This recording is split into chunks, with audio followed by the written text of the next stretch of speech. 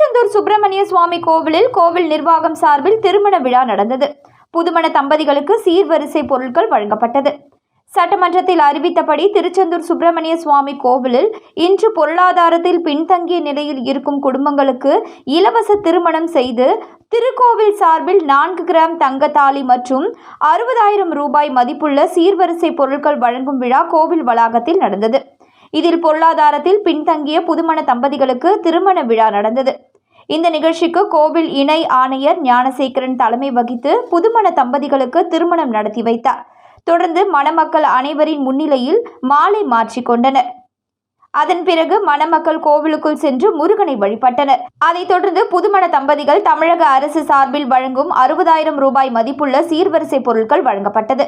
இந்த நிகழ்ச்சியில் நகராட்சி தலைவர் சிவ ஆனந்தி, நகராட்சி துணைத் தலைவர் ரமேஷ், திமுக நகர செயலாளர் சுடலை, திமுக தெற்கு மாவட்ட இளைஞரணி துணை அமைப்பாளர் சுதாகர், கவுன்சிலர் கிருஷ்ணவேணி மற்றும் கோவில் பணியாளர்கள் கலந்து கொண்டனர்.